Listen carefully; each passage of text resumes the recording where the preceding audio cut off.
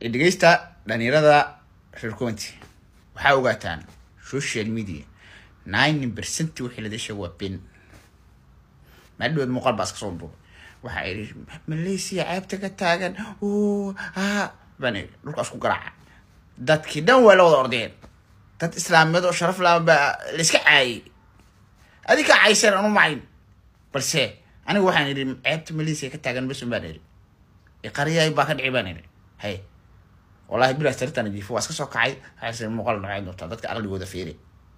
aqligooda fiirina muuqaalka san duubay wax ka jiran ma waxana ma arag wabin binti ba dad islaamiyad loogu gafooya gabdha islaamiyad sharaf loogu gafooya sharafti ilaahay inaga qaad hal giriye gabdhaha Afrika deysan usaqaya hadalka tirigasho ka soo baxay waxaan arkay ma jiraan waxaan waxa isku caamir anaga team bay ahaayeen alla waxa tiin ku yar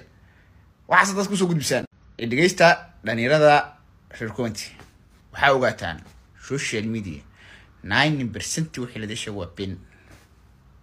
madhood muuqaal baas ka soo duub waxa ay Malaysia ceebta ka taagan bani dhulka isku garaaca dadkii dhan waa la wada ordeen dad islaamiyad oo sharaf la iska caayay adika caaysan anu mayn balse anigu waxaan idin ceebta Malaysia ka taagan bas uma dheeri qariyay baa ka dhicibaan hay والله بلا سرتنا جيفو واسك سو كعي هاي muuqaal noocan doonta dadka aqligooda fiirina muuqaalka san duubay wax ka jiran ma waxana ma arag wabin binti ba dad islaamiyad loogu gafooya gabdha islaamiyad sharaf loogu gafooya sharafti ilaahay inaga qaad hal giriye gabdhaha Afrika deysan usaqaya hadalka tirigasho ka soo baxay waxaan arkay ma jiraan waxaan waxa isku caamir anaga team bay ahaayeen alla waxa tiin ku yar waxa dad ku soo gudbisaan dhegeysta dhalinyarada reer Kuwait waxa ogaataan social media 90% wixii la dhashay waa been madhood muuqaal baas ka soo duub waxa ay Malaysia ceebta ka taagan